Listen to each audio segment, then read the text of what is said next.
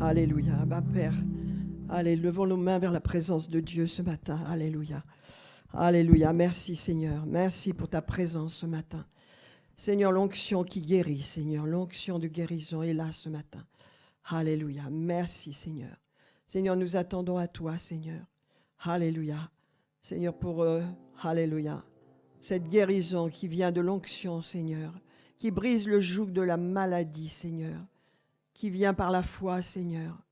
Seigneur, nous ouvrons nos cœurs et nous recevons ce matin. Ta présence est là, Seigneur. Ta présence est là, Seigneur. Alléluia. Seigneur, que cette pluie de guérison soit libérée ce matin. Sur tous ceux qui suivent cette émission, sur tous ceux également qui en ont besoin. Alléluia. Seigneur, nous voulons que tes enfants soient équipés dans cette rédemption glorieuse que Jésus est venu nous offrir. Alléluia. Que nos cœurs soient attachés à la parole qui est éternelle et puissante et qui seule, alléluia, est l'arme contre l'ennemi. L'ennemi. Seigneur, nous te bénissons ce matin. Oh, nous recevons. Ouvrons nos cœurs et recevons. Que nos mains soient ouvertes pour recevoir le don de Dieu. Alléluia. L'Esprit vivant et ressuscité, glorieux, le Saint-Esprit, la présence de Dieu au milieu de nous. Alléluia, alléluia, la présence, Seigneur, ta présence. La libérons ce matin, elle est là, Seigneur. Ta présence veut guérir, ta présence veut restaurer, ta présence veut libérer des jougs de l'ennemi. Ta présence, Seigneur. Alléluia, surtout ceux qui invoquent ton nom d'un cœur pur, Seigneur, ta présence. Alléluia, merci, Seigneur. Merci, Seigneur, merci, Seigneur. Merveilleux Jésus. Nos yeux te revoient, Seigneur. Nos yeux spirituels sont ouverts. Vendredi, nous avons vu que le Seigneur nous a dit, n'est-ce pas, qu'il se réjouissait en nous, mais il nous a dit aussi qu'il ouvrait notre oreille. Que notre oreille soit ouverte, notre oreille spirituelle, pour entendre ce que l'Esprit dit ce matin. Ce que l'Esprit dit ce matin, car l'Esprit parle. Le Saint-Esprit parle à nos cœurs constamment. Il nous parle, il nous parle. Il nous parle, il nous révèle les choses à venir, il nous révèle les choses sur notre vie, il parle, il nous révèle la puissance et la gloire de Jésus. Alléluia. Le Saint-Esprit est là dans nos cœurs ce matin. Alléluia. Merci Seigneur. Recevons dans la présence de Dieu. Parlons à Jésus ce matin. Alléluia. Certains, vous êtes touchés par des problèmes de santé que vous supportez et que vous avez accepté, mais le Seigneur vous dit non, c'est un joug que je veux te délivrer de ce joug. Alléluia. Tous les jougs que l'ennemi met sur toi, je veux t'en délivrer car j'ai tout accompli. Alléluia. Quel que soit le problème par lequel nous passons, alléluia, Jésus a pourvu dans la rédemption. Il a tout racheté, il a tout ramené à la lumière, il a tout accompli. Alléluia. Merci Seigneur. Tu nous équipes également, Père, pour avoir la foi qui reçoit, mais la foi qui croit envers et contre tout, contre l'ennemi. Alléluia. L'épée de l'Esprit, la parole de Dieu. Il est écrit. Alléluia. Merci Seigneur. Merci d'équiper les saints, Seigneur, de les équiper pour ces jours à venir, contre les ruses de l'ennemi, contre ses façons d'agir fourbes, cachées, dissimulées. Mais nous reconnaissons ses œuvres, Seigneur, c'est pourquoi, allez, nous n'ignorons rien de ses desseins. Et ce matin, tu nous équipes, Seigneur, avec une foi solide, ferme. Alléluia. Car la foi plaît à Dieu. Alléluia. Nous voulons être agréables à Dieu, Seigneur. Être agréables et croire de notre cœur, croire de tout notre cœur.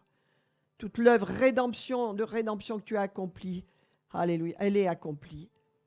Nous voulons nous saisir de tout ce qui est à nous. Tu nous as bénis de toute bénédiction spirituelle dans les lieux célestes. Nous pouvons les prendre par la foi. Tout est à nous, tout est à nous. Merci Seigneur. Équipons-nous ce matin. L'équipement surnaturel de Dieu, c'est sa parole. Sa parole fait une armure de puissance, une armure de justice, une armure de gloire, une armure d'autorité. Alléluia, qui vint écrase l'ennemi sous nos pieds. Amen. À Jésus soit la gloire ce matin. Alléluia. Que Dieu soit béni. Remercions-le. Oui. Ouvrons nos cœurs. Nous voulons recevoir quelque chose de lui ce matin. Alléluia. Donc ce matin, je voudrais, avant de vous parler de la guérison, vous rappeler que c'est donc ce vendredi saint et cette semaine, c'est juste la semaine avant Pâques. Et donc nous voulons nous rappeler de ce qui s'est passé. Hein, dans Luc, par exemple, 19, il est dit que Jésus s'approcha de Bethphagée et de Béthanie vers la montagne des Oliviers. Et il envoya les disciples chercher un ânon. Et lorsqu'il s'approchait, verset 37, de Jérusalem, vers la descente de la montagne des Oliviers, toute la multitude des disciples, saisis de joie, se mit à louer Dieu à haute voix pour tous les miracles qu'ils avaient vus. Ils disaient « Béni soit le roi qui vient au nom du Seigneur, paix dans le ciel et gloire dans les lieux très hauts. » Alléluia. Et donc, Jésus a été reçu comme un roi dans la ville de Jérusalem. Les disciples, la multitude des gens qui avaient vu les miracles l'ont acclamé. Mais très peu de temps après, eh bien, il allait être crucifié, rejeté, insulté, maudit. Voilà, ça c'est la nature humaine. Les catholiques, nos frères et sœurs catholiques vont avec leurs petits morceaux de rameaux faire bénir leurs rameaux, pensant que voilà, la bénédiction est là.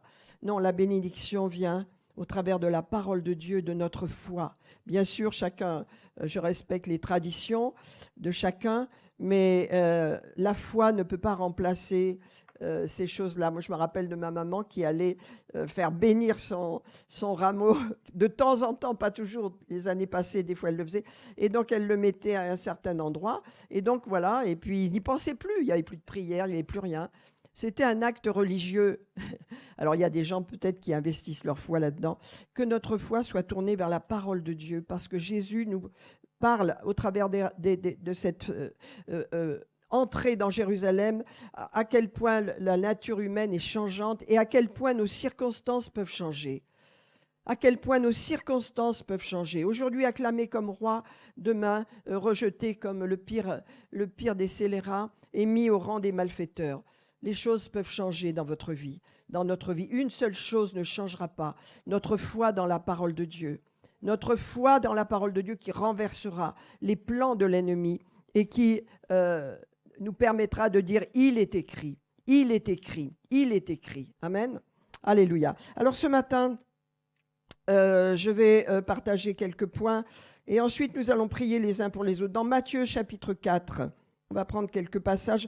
Vous allez voir Jésus, c'est quelque chose qu'il faudra mettre dans votre cœur puissamment. Peut-être aujourd'hui, vous n'avez pas de problème de santé. Vous ne savez pas de quoi demain sera. Ce n'est pas parce qu'on est malade qu'on a péché, bien sûr. Hein, ça n'a rien à voir. Nous sommes dans un monde de pécheurs, de péchés. Et dans ce monde, eh bien, il y a des problèmes, il y a des difficultés.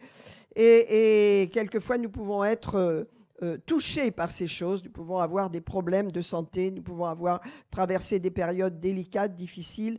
Nous devons savoir ce que Jésus a fait pour nous. Et nous devons le voir aussi, Jésus. Parce que ce que Jésus a fait, n'est-ce pas, il nous appelle à le faire aussi. Ça fortifie notre foi. Regardez dans Matthieu chapitre 4. Matthieu chapitre 4, le verset 23. Jésus parcourait toute la Galilée, enseignant. Je vais vous enseigner ce matin. C'est des choses que certains d'entre vous savez très bien, mais on a besoin de l'enseignement, on a besoin de la parole dans nos cœurs, afin que nous ayons vraiment ce bouclier de la foi qui soit placé à la bonne place devant nos cœurs. Ça veut dire que nous ayons une foi puissante à l'intérieur de nous et qui va s'exprimer au travers de notre bouche. Et ça, c'est l'épée de l'esprit. L'épée de l'esprit ne peut prendre que ce que vous avez à l'intérieur de vous. Vous pouvez utiliser par la foi ce que vous croyez qui est en vous. Pas ce que vous croyez dans votre tête, c'est ce que vous croyez dans votre cœur. N'est-ce pas? Regardez, Jésus parcourait toute la Galilée, enseignant dans les synagogues, prêchant la bonne nouvelle du royaume et guérissant toute maladie et toute infirmité parmi le peuple. Alléluia. Sa renommée se répandit dans toute la Syrie Et on lui emmenait tous ceux qui souffraient de maladies et de douleurs de divers genres, des démoniaques, des lunatiques, des paralytiques, et il les guérissait. Est-ce qu'il leur demandait, est-ce que tu crois là? Est-ce que tu as mis ta vie en règle? Non, Jésus guérissait parce que c'était le cœur de Dieu de guérir. Jésus guérissait les malades, guérissait ceux qui souffraient, qui venaient à lui, n'est-ce pas? Lorsque vous souffrez, venez à Jésus. Ouvrez vos cœurs et venez à Jésus. Regardez Matthieu 8. Le verset 1, « Lorsque Jésus fut descendu de la montagne, une grande foule le suivit, et voici un lépreux, s'étant approché, se prosterna devant Jésus et dit, « Ô Seigneur, si tu le veux, tu peux me rendre pur. » Et Jésus étendit la main, le toucha, le lépreux. Jésus n'avait pas peur de la lèpre, le toucha et lui dit, « Je le veux, sois pur. » Aussitôt, il fut purifié de sa lèpre. Et le Seigneur lui donne un avertissement, un conseil plutôt, afin qu'il aille se présenter devant les sacrificateurs. Non pas pour lui, mais pour les sacrificateurs, qu'ils sachent que Jésus guérit encore, que la parole est activée. Donc l'importance, vous savez, c'est de savoir que Dieu veut guérir. Ce lépreux ne savait pas s'il pouvait être purifié, il ne savait pas si Jésus allait vouloir, parce qu'il était rejeté en tant que lépreux, il n'avait plus droit à participer à la société des Juifs de l'époque, il devait être à part. Attention, attention, je suis lépreux, il devait l'annoncer, ils avaient une petite clochette pour que les gens s'éloignent. Mais vous voyez, Jésus ne s'est pas éloigné de lui. Il a dit, je sais que tu peux me guérir, mais est-ce que tu veux me guérir ? N'est-ce pas? Et beaucoup de gens, vous savez, sont mal informés. Beaucoup de gens croient que la maladie, ça glorifie Dieu. Les faux enseignements ont fleuri et ont fleuri de toutes les façons. Et les gens, quelquefois, on en est imprégné parce qu'on n'a pas mis en place, on n'a pas établi la doctrine précieuse de Christ, la saine doctrine de Christ. Alléluia, qui est que la rédemption est parfaite et totale et que le salut et la guérison marchent ensemble. Et il faut nous approprier cela, il faut le croire. Ce n'est pas le fait uniquement d'écouter la parole, mais c'est le fait aussi de la mettre dans notre cœur et de la garder, afin qu'elle monte en nous comme une forteresse, qu'elle établisse une protection sur nous, n'est-ce pas, dans notre cœur. Vous savez que le diable agit au travers de forteresses de la pensée, avec des pensées négatives, des mensonges. Il bâtit des forteresses, ça veut dire des murs, entre Dieu et vous. Mais lorsque vous bâtissez une forteresse de parole, une forteresse établie sur la parole de Dieu, c'est le contraire. Il ne peut franchir cette forteresse parce que vous dites, il est écrit, et il est obligé de rebrousser chemin. Donc je voudrais vous donner 3 passages que vous allez noter. Vous les connaissez, mais vous devez les avoir dans votre cœur, dans votre tête, dans votre pensée. Parce que vous voyez, la Bible dit que c'est sur la déclaration de 2 ou 3 témoins que la vérité est établie. On ne croit pas un verset parce qu'il n'y en a qu'un et on n'en fait pas une doctrine. La doctrine, la vérité est établie sur au moins 2 ou 3 témoins. Alors, c'est pourquoi je vais vous donner 3 témoins de ce que la guérison, alléluia, nous appartient, de ce que Jésus nous l'a offert, nous la donne et que nous avons à nous en saisir, n'est-ce pas? Donc, c'est important. Le premier, bien sûr, c'est Ésaïe 53, alléluia. C'est dans l'Ancien Testament. Et donc, vous le savez bien, et il est dit dans Ésaïe 53, à partir du verset 3, il est dit que sur la croix, Jésus était abandonné, Jésus était méprisé, abandonné des hommes. Vous voyez, quelques jours avant, il était honoré. Après, il le voilà méprisé. Et il était un homme de douleur sur cette croix et habitué à la souffrance, supportant la souffrance. Semblable à celui dont on détourne le visage, nous l'avons dédaigné, nous n'avons fait de lui aucun cas. Cependant, sur cette croix, ce sont nos souffrances qu'il a portées. C'est fait, il les a portées. C'est de nos douleurs qu'il s'est chargé. Et nous l'avons considéré comme puni, frappé de Dieu et humilié. Et le verset 5, vous devez le mettre dans votre cœur, vous devez le mettre dans votre tête, vous devez l'apprendre et la voir toujours en vous. Cependant, il était blessé pour nos péchés, Il était brisé pour nos iniquités. Le châtiment qui nous donne la paix est tombé sur lui. Et par ses meurtrissures, nous sommes guéris. Nous sommes guéris. C'est du présent. Vous savez, nous sommes dans l'Ancien Testament et c'est du présent. Alléluia. Nous sommes guéris aujourd'hui. Vous l'êtes, je le suis, nous le sommes. Alléluia. Amen. Ça, c'est la parole. Et vous savez qu'indépendamment de ce qu'on ressent, c'est un fait. C'est un fait sur lequel nous devons nous tenir. Et il y a des gens, vous voyez, ils n'ont pas de foi, les maladies restent, les douleurs restent, les années passent et il n'y a pas de victoire. Pourquoi? Parce que savoir des choses et croire, ça n'a rien à voir. C'est deux mondes différents. La foi vient en entendant la parole de Dieu et en la mettant en pratique. Amen. Alors regardez ce qu'il est dit, n'est-ce pas? Il était blessé pour nos péchés, ça on le sait. On reçoit le pardon de nos péchés par la foi, on le croit. On croit qu'on est pardonné, on n'a pas besoin de faire d'efforts, je crois. Je suis pardonné, mes péchés sont pardonnés. Ma conscience est pure. Alléluia. N'est-ce pas? Donc c'est fait. Mais la deuxième étape, eh bien, Jésus a dû souffrir et verser son sang pour qu'il y ait la guérison. Il aurait pu aller à la croix directement sans passer par la couronne d'épines, les fouets qui ont déchiré son dos et tout ce qui s'est passé sur la croix où son sang a été versé. Il aurait pu aller directement et mourir sur la croix. Les péchés étaient pardonnés par son sacrifice parfait. Non, il a passé par ce chemin de douleur et de souffrance où son sang a coulé. Son sang a été versé. Tous les endroits où son sang a été versé nous parlent de la guérison, de notre guérison. Jésus n'a pas pensé à lui, il a pensé à nous. Et c'est pourquoi par ses meurtrissures, par ses souffrances, par ce dos arraché, par ses mains percées, par son flanc qui a été frappé, par cette couronne d'épines qui fait qu'il était méconnaissable, par le fait qu'on lui a arraché la barbe et que son visage était sanguinolent, par toutes ces meurtrissures, nous sommes guéris. Nous sommes guéris. Nous sommes guéris. C'est un présent qui dure. Alléluia. Alors, je vous donne donc trois passages. Premièrement, Ésaïe 53, verset 5. Également, Matthieu 8, 17. Alléluia. Le soir, on lui amena... Matthieu 8, 18, mais là je commence par le 16, pardon, Matthieu 8, 16. Le soir, on amena auprès de Jésus plusieurs démoniaques. Il chassa les esprits par sa parole et il guérit tous les malades. Vous savez, souvent, il y a là des démons en action. Hein. On les voit, les gens maintenant ne veulent plus de démons, ne veulent plus entendre parler. Pourtant, jamais les démons ont été aussi activés que dans notre siècle. Comme je vous le dis souvent, les démons sont les mêmes que du temps de Jésus. Quand Jésus a libéré la femme paralytique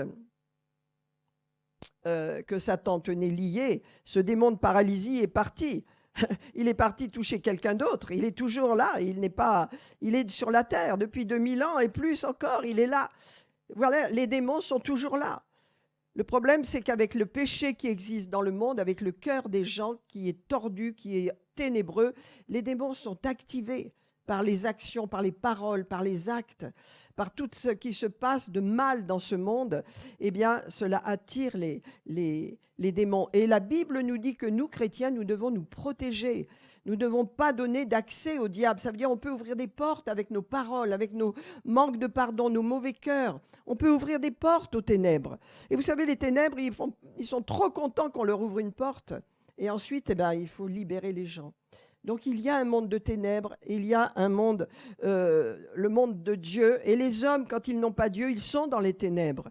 Et nous, quand nous marchons dans la lumière, eh bien, nous avons intérêt à marcher dans la lumière.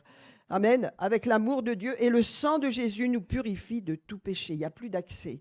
Quand je marche dans l'amour, dans la paix, quand je pardonne, quand je n'ai rien dans mon cœur contre qui que ce soit, je suis dans la lumière et l'ennemi ne peut pas trouver de porte d'entrée dans ma vie.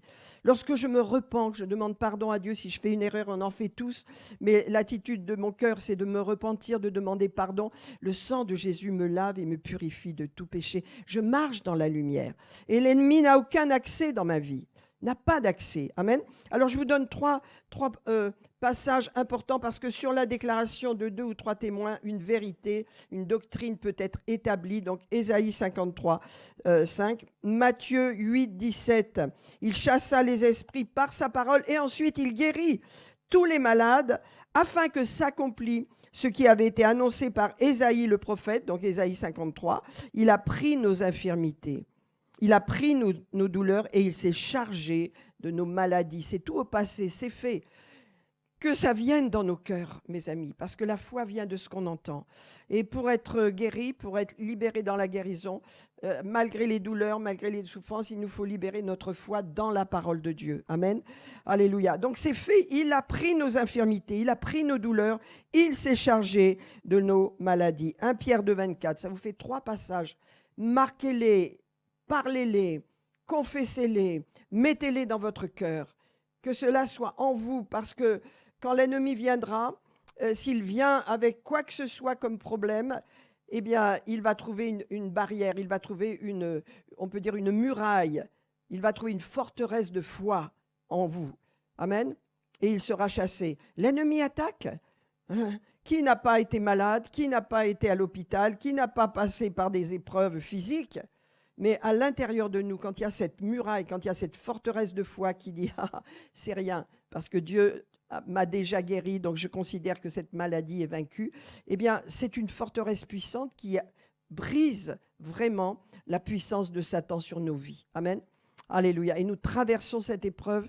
Alléluia. Merci Seigneur. Quand je parle de guérison, je parle de foi. Ça n'exclut pas la médecine. Merci Seigneur pour les médecins, pour les chirurgiens, pour les kinésithérapeutes, pour tous ceux qui servent les gens. Dieu merci pour eux. Je les bénis et nous prions souvent pour eux.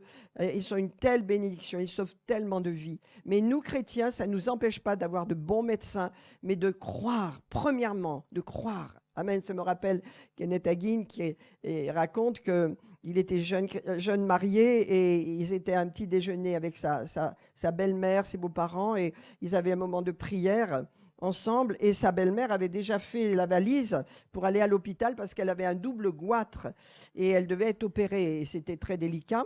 Et tandis qu'ils louaient Dieu, qu'ils priaient tous ensemble dans la table familiale, le Seigneur lui dit « Va imposer les mains à ta belle-mère, je veux la guérir. » Déjà, il faut que Dieu ait accès à votre cœur pour pouvoir vous parler.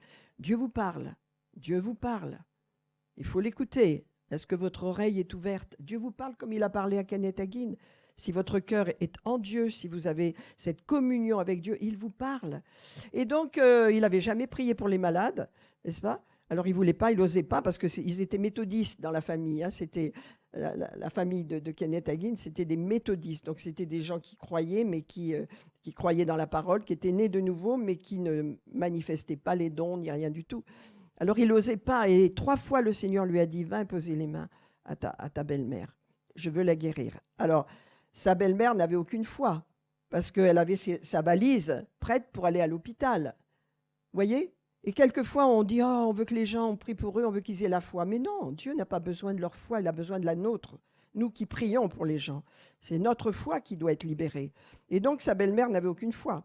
Mais il est allé, il l'a fait, il a prié, et hop, son goitre s'est complètement dégonflé. Elle n'a jamais eu à aller à l'hôpital, et la guérison a été libérée. Mes amis, Dieu veut guérir. Dieu veut guérir. Et parce qu'il l'a accompli, ça fait partie de l'œuvre de la rédemption dans laquelle nous sommes entrés quand nous sommes nés de nouveau.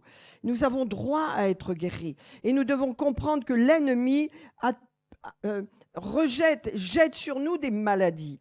L'ennemi attaque avec des maladies. Et nous devons comprendre d'où vient la maladie. Alors le 3e point, c'est 1 Pierre 2, 24, et c'est encore plus explicite pour nous, parce que Pierre dit, Jésus a porté, lui qui a porté lui-même sur le bois de la croix, en son corps, n'est-ce pas, nos péchés, ça on le croit, oui, alléluia, afin que mort au péché, nous sommes morts au péché, nous vivions pour la justice, lui, par les meurtrissures duquel nous avons été guéris. Voyez, c'est les meurtrissures de Jésus. Nous allons aller à Pâques, bien sûr, et nous allons parler de la passion de Christ, bien sûr, de ses douleurs, de ses souffrances. Rappelez-vous que ce n'est pas lui qui est en jeu, là, c'est nous.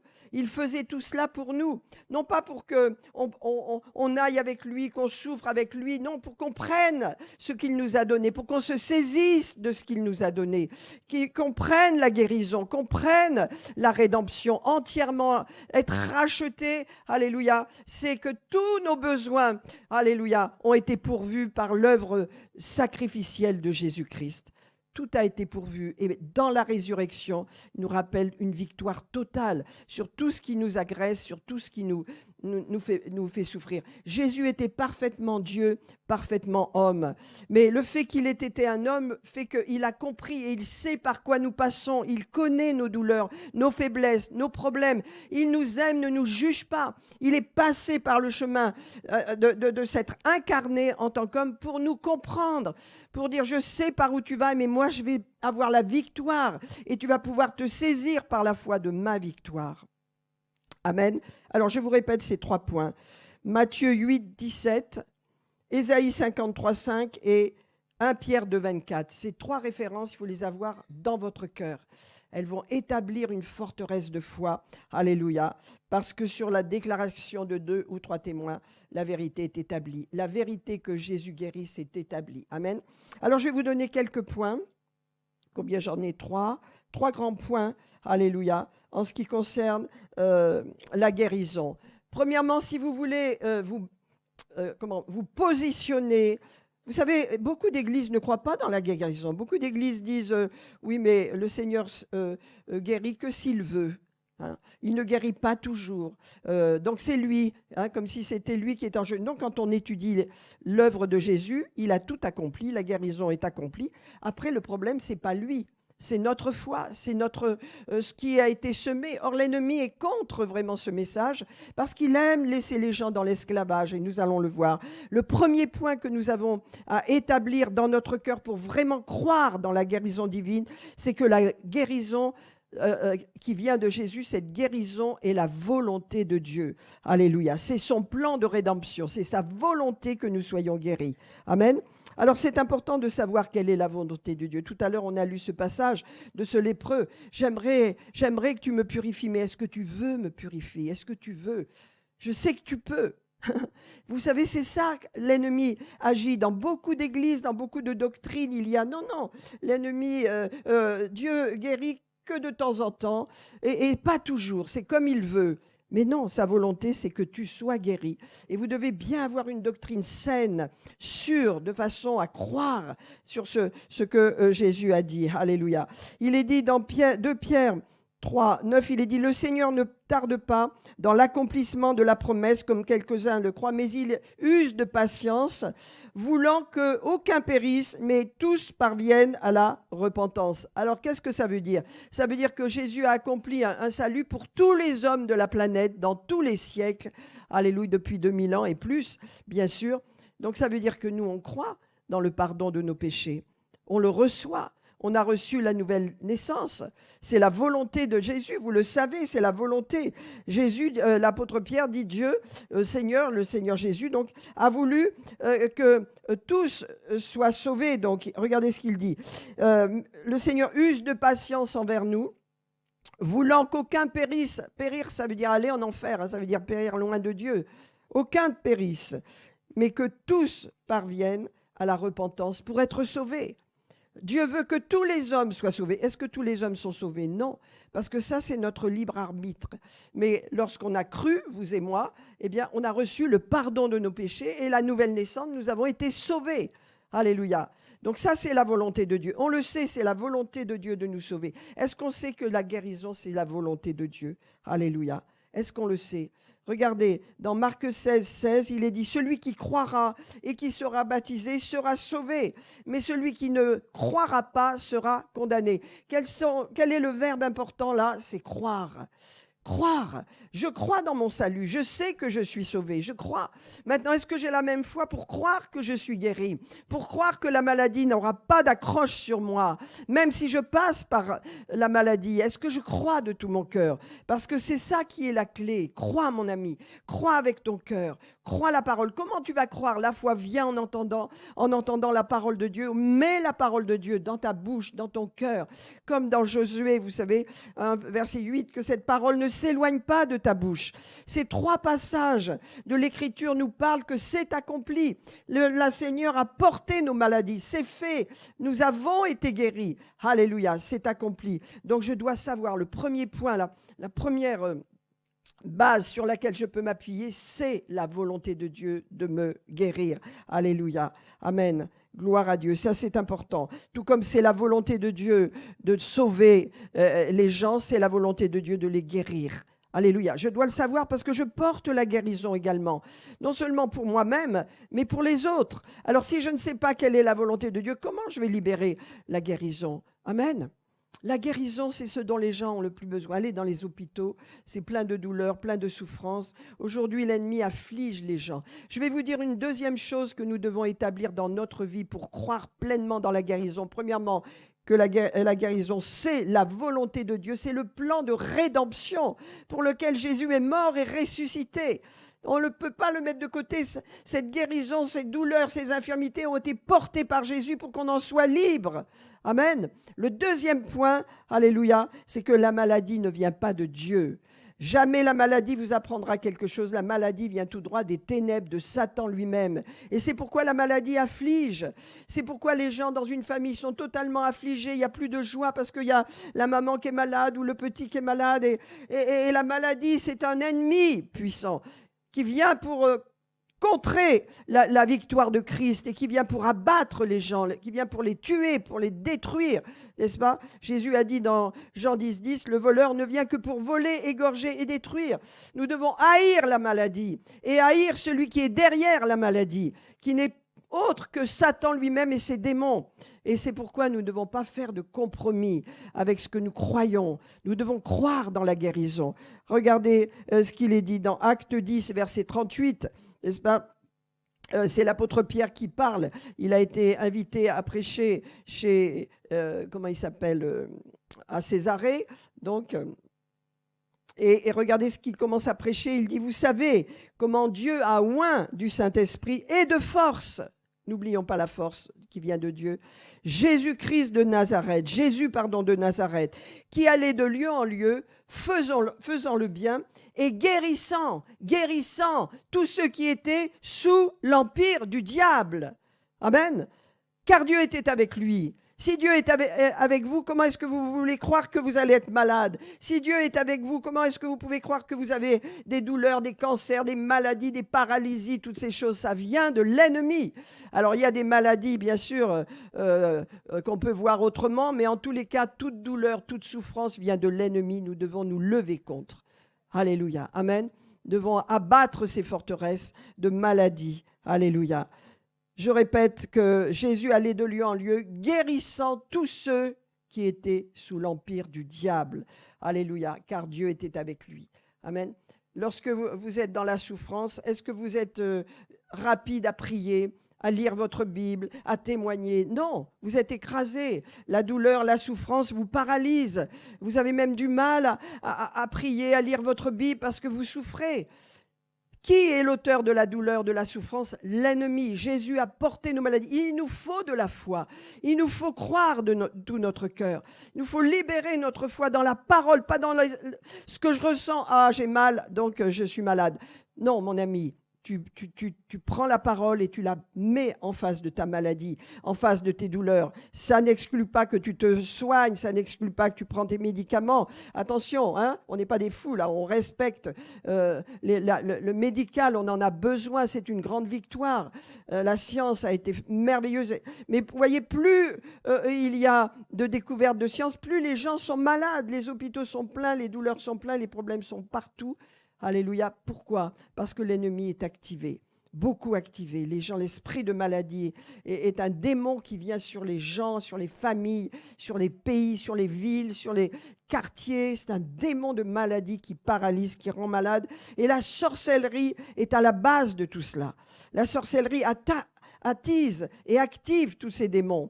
Donc nous devons comprendre qu'il y a un combat spirituel, parce que si vous ne voyez pas de combat, alors voilà, hein. Bon, il y a des lieux vraiment dans l'esprit, de protection solide, parce qu'il y a de l'armée de Dieu qui est là. Les croyants sont solides, sont forts. Ça fait une grande puissance. Donc la bénédiction peut descendre. Mais il y a des lieux où il manque de puissance. Il manque. Et alors à ce moment-là, l'ennemi peut faire des choses qu'il n'a pas à faire. Pourquoi? Parce qu'il n'y a pas ces boucliers qui sont levés. Parce que le peuple de Dieu est passif, parce qu'il y a des péchés dans l'Église, il y a des problèmes. Alors il n'y a pas de puissance. Mais la puissance, c'est quand les malades sont guéris, c'est quand les aveugles voient, c'est quand les paralytiques marchent, c'est quand la stérile enfante, c'est quand la bénédiction est sur les familles. Alors il y a la protection de Dieu, alors il y a une action dans l'esprit. L'ennemi ne peut traverser ces couches de puissance. Il faut nous réveiller, mes amis. On a besoin de plus. On a besoin que vos cœurs soient attachés à Dieu, à la prière, au combat. Alléluia, de façon à saisir que la maladie est une malédiction et qu'on ne veut pas de maladie, alléluia, mais qu'on veut la mettre dehors de nos familles, de nos amis, de nos parents, alléluia, et de nos bien-aimés, alléluia, parce que la maladie vient de l'ennemi, alléluia. Et vous avez facile, c'est facile de le reconnaître, hein, quand quelqu'un est malade, quand quelqu'un souffre, quand quelqu'un a mal, même si ce n'est pas vous, vous souffrez également. Quand c'est votre famille, vos bien-aimés, vous souffrez. Et vous savez bien que ce n'est pas Dieu qui envoie les souffrances, parce que Jésus les a portées pour qu'on en soit libre. Il veut qu'on ait une vie de joie, une vie d'abondance, une vie de bonne santé. Le Seigneur veut nous donner une longue vie, on va le voir, en étant en bonne santé. Alléluia. Regardez encore un autre passage pour que vous sachiez bien, je vous dis, un pilier. Alléluia, pour que votre foi soit bien établie avec ces 3 versets que je vous donne. Un pilier, vous devez savoir, c'est la volonté de Dieu de vous guérir. Ce n'est pas la volonté de Dieu que vous soyez malade. C'est avec les bienfaits de la médecine et leur foi, le processus se met en place petit à petit et la guérison est là. Amen. Donc voilà, nous devons être intelligents et comprendre. Quelquefois, on doit passer par un processus, prendre des médicaments, prendre des traitements, n'est-ce pas, et remercier Dieu pour la bonne santé que nous avons. Parce que, rappelez-vous, l'apôtre Paul était assisté par Luc le médecin. Amen. Mais premièrement, au-delà de Luc, au-delà de la médecine, notre foi est dans l'œuvre rédemptrice de Jésus-Christ. C'est ce qui fait que la maladie perd sa force. Amen. Vous comprenez bien ce que je vous dis là ce matin? Regardez, Luc 13. On va le lire parce que c'est clair que l'infirmité, les douleurs, toutes ces choses, hein, l'initiateur de toutes ces choses, n'est-ce pas? Eh bien, ce n'est pas Dieu. Le diable, il veut mettre la faute sur Dieu. Il trompe. Hein? Et il y a des gens qui disent, oh ben, si Dieu permet que je sois malade, alors voilà, je vais apprendre quelque chose, je vais être spirituel. Ah oui, ah ben, je ne sais pas quelle spiritualité, tu vas voir mon ami, mais tu n'as pas besoin d'aller voir le médecin dans ce cas-là. Hein? Tu n'as pas besoin de prendre tes médicaments dans ce cas-là. Si tu crois que c'est Dieu qui t'apprend quelque chose, alors reste dans l'état où tu es. Mais vous voyez, c'est une hypocrisie, un mensonge de l'ennemi. Donc, dans Luc... dans Marc, pardon, non, je me trompe, dans Luc 13. Hein. Luc 13, à partir du verset vers le verset 16, mais on va lire un petit peu plus haut. Hein. Jésus enseignait, vous savez, il enseignait, c'est différent de la prédication, il enseignait. Et là, bien sûr, nous allons être enseignés avec les versets bibliques, avec la parole de Dieu. Jésus enseignait dans une des synagogues le jour du sabbat. Et voici, il y avait une femme possédée d'un esprit, nous dit Luc, le médecin, d'un esprit qui la rendait infirme depuis 18 ans. Elle était courbée et elle ne pouvait se relever. Voilà. Alors, quand on voit des infirmes, hein, on ne pense pas qu'il y a derrière un démon d'infirmité. Quand vous avez de l'arthrose, quand vous avez des tas de douleurs, vous ne pouvez plus bouger vos mains, vous devez lutter. Hein, vous devez lutter en disant, esprit d'arthrose, d'infirmité, tu ne m'appartiens pas, je te chasse. Il y a des luttes pour rester en bonne santé. Il y a des luttes. Et donc, on nous dit bien que c'est un esprit qui la rendait infirme. Elle n'était pas infirme parce que, voilà, elle avait une maladie. Elle était infirme parce qu'il y avait un esprit qui la rendait infirme. Et il est dit, elle ne pouvait se redresser. Donc, elle était pliée en deux. Lorsqu'il la vit, Jésus lui adressa la parole, une parole de vie. Il lui dit, femme, tu es délivrée de ton infirmité. Et il lui imposa les mains. Jésus. Il impose les mains, alléluia. Il annonce une parole de vérité, il impose les mains. C'est pourquoi il nous a dit, guérissez les malades, imposez les mains aux malades et les malades seront guéris. Ne vous occupez pas de ci, de ça, mais faites-le parce que Jésus lui-même l'a fait. Il imposa les mains à cette femme, et à l'instant, elle se redressa et elle glorifia Dieu. Quand vous êtes guéri, vous glorifiez Dieu. Amen. Vous ne glorifiez pas le diable, hein. Vous glorifiez Dieu. Alléluia. Et alors, les chefs de la synagogue sont très mécontents. Ils sont jaloux. Vous savez, la jalousie est meurtrière, hein. Et donc, Jésus leur parle et leur dit, « Hypocrite, est-ce que chacun de vous, le jour du sabbat, ne détache pas de sa crèche son bœuf ou son âne pour la mener à boire ?» Il dit, comment les pharisiens disent, « Pourquoi tu guéris une femme le jour du sabbat? Respecte le sabbat. » Et ils disent, « Vous êtes des hypocrites. » Et la jalousie, c'est l'hypocrisie.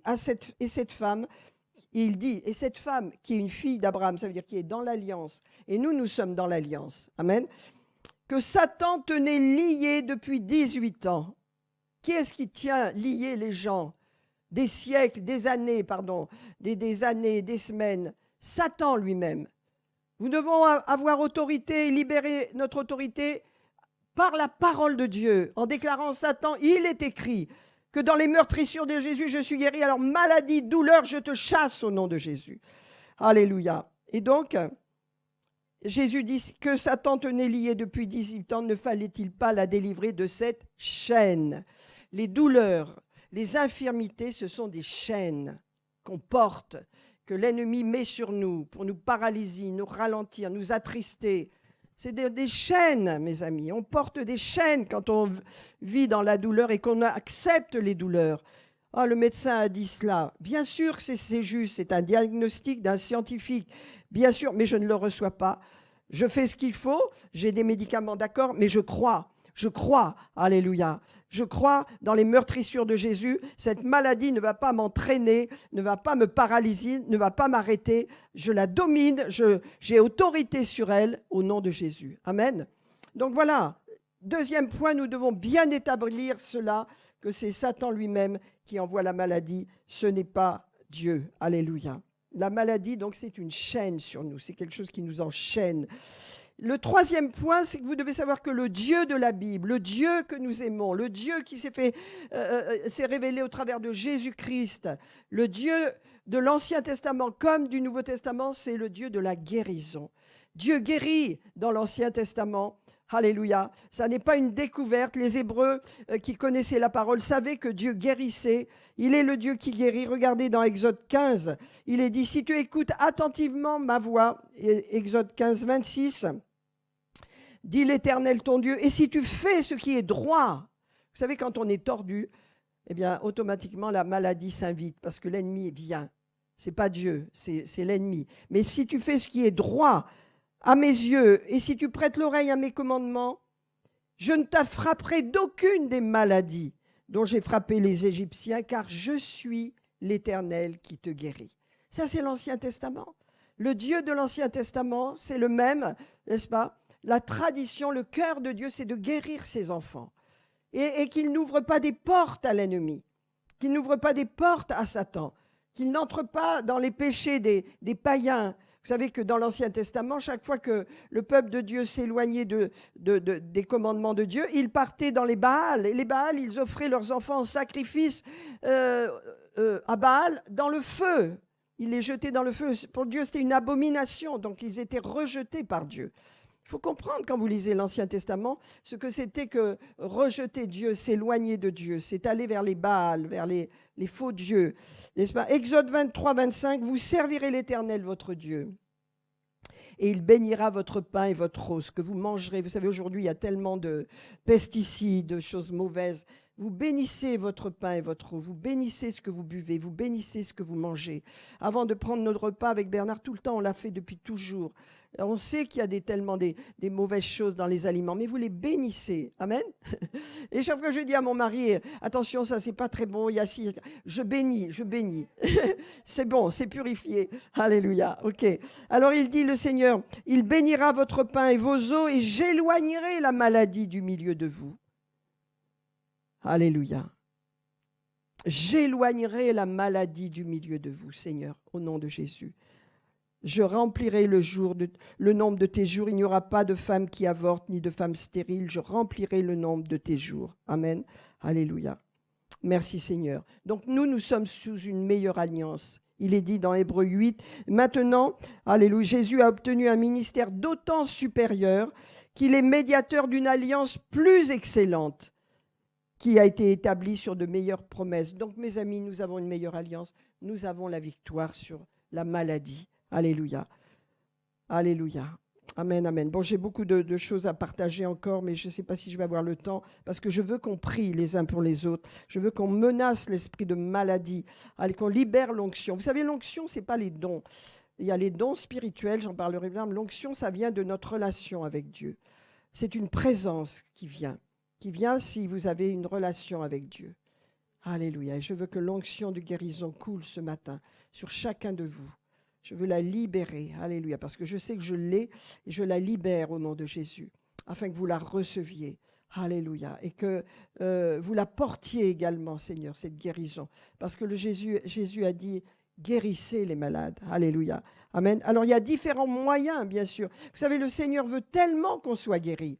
Il veut tellement qu'on marche dans la santé divine, et je ne vais pas vous les dire, mais je vous en parlerai la prochaine fois. Mais il a mis en place pour son Église, pour sa famille, la famille de Dieu, 7 moyens pour recevoir la guérison. Alors je vais vous les dire rapidement, mais je ne les développerai pas. Il y a le nom de Jésus, la puissance du nom de Jésus. Il y a le fait de ordonner, c'est un deuxième point. Alléluia. Il y a l'onction d'huile, il y a l'imposition des mains, il y a les dons de guérison, il y a tous ces moyens. Il y a 7 grands moyens que Dieu a donnés à l'Église pour être guéri. Et vous savez, il n'en a pas donné un, il en a donné plusieurs, j'en parlerai la prochaine fois, de façon à ce que nous soyons guéris.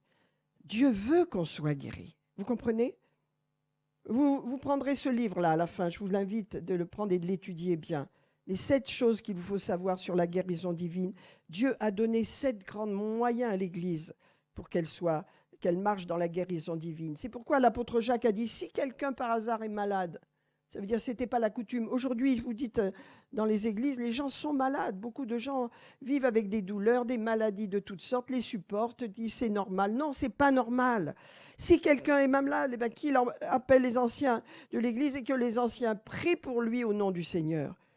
Et la prière de la foi guérira le malade. Pas le fait de faire une action. Il faut l'action et la foi. L'action tout seul, ce n'est pas suffisant. C'est la prière de la foi qui va guérir le malade. Gloire à Dieu. Alléluia. Il y a aussi la prière de confesser.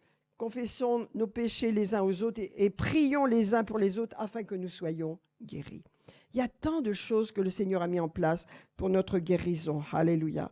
Bien sûr, et voici les miracles qui accompagneront ceux qui auront cru en mon nom. Ils chasseront les démons. Oh, il ne faut pas les oublier, ceux-là. N'est-ce pas? Ils saisiront des breuvages mortels, etc. Et ils imposeront les mains aux malades. Tu crois en Jésus? Alors tu as suffisamment de foi pour imposer tes mains aux malades. Ce n'est pas toi qui guéris, c'est Jésus en toi. C'est Jésus en toi. Amen. On va prier. Et aussi, il y a les dons de guérison. Voilà, ça fait partie des 9 dons de guérison. Il y a les dons de guérison. Alléluia. Le don des guérisons. Amen. Donc Dieu a pourvu à toutes sortes de moyens, 7 grands moyens pour que les croyants dans l'Église soient guéris. Ça veut dire quoi, mes amis? Ça veut dire Dieu veut que son Église soit en bonne santé pour aller de l'avant, pour prêcher l'Évangile, pour bénir les gens, pour aller, alléluia, et apporter une bonne nouvelle. Amen.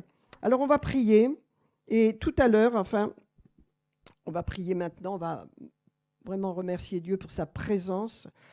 On va prier que les malades soient guéris, alléluia, que la maladie soit totalement éradiquée de nos vies, les douleurs, les souffrances soient terminées, alléluia. Nous voulons prier et penser à notre frère David Vernière aussi, alléluia, que sa condition s'améliore, nous voulons prier ensemble. Et puis ensuite, nous allons nous mettre ensemble les uns les autres et nous allons prier les uns pour les autres, parce que la Bible dit « priez pour les malades ». Alors, il y a peut-être des malades ici, en tous les cas, ou des maladies chroniques, ou toutes sortes de maladies, on ne sait pas. Mais en tous les cas, prions pour les malades. Apprenons à prier pour les malades. Ça veut dire sois guéri, mon ami, parce que Jésus a porté ta maladie. Je la libère parce que j'ai l'onction, j'ai la foi. Alléluia. Je crois, alors je libère ma foi. Et je déclare que tu es guéri. Je déclare la guérison dans ta vie. Je déclare que tu marches dans la guérison divine, que tu marches dans la santé divine. Et je déclare que la maladie n'a aucun pouvoir sur toi. Au nom de Jésus. Amen. Alors prions. Seigneur Père, tu es merveilleux, Seigneur. Tu as tellement fait pour nous. Merci pour cette puissante, glorieuse, immense rédemption que tu nous as offerte. Et que souvent nous ne nous saisissons pas pleinement parce que nous avons besoin de reprendre l'enseignement de la parole, Seigneur, afin que cette parole produise la foi dans nos vies, Seigneur, et que la maladie soit éradiquée. Seigneur, nous lions les œuvres de sorcellerie, toutes ces œuvres de sorcellerie qui libèrent des esprits de maladie, d'infirmité, des esprits de méchanceté qui veulent attaquer le peuple de Dieu. Nous les lions, nous les chassons au nom de Jésus. Nous libérons le sang de Jésus et la parole de Dieu. Il est écrit, alléluia, il est écrit que dans les meurtrissures de Jésus, allez, nous avons été guéris. La guérison m'appartient, vous appartient, et la maladie doit être chassée hors de nous, hors de chez nous, hors de nos maisons, hors de nos foyers, hors de nos enfants. Nous prenons autorité contre ces démons et nous les chassons. Esprit de maladie, fuyez dans le nom de Jésus. Nous vous ordonnons de quitter nos familles, nos maisons, nos foyers, notre Église au nom de Jésus, et nous libérons, Père, la protection de Dieu et l'onction de Dieu qui guérit. Que les malades soient guéris, Seigneur. C'est ta parole, c'est ton cœur. Que chaque maladie, alléluia, pour laquelle tu as payé ton sang, tu as versé ton sang, soit éradiquée de nos corps, de nos vies, au nom puissant de Jésus. Alléluia. Nous lions les œuvres de l'ennemi. Nous lions les œuvres des ténèbres. Nous arrêtons les ténèbres, alléluia, qui créent les maladies, qui les projettent dans les corps. Et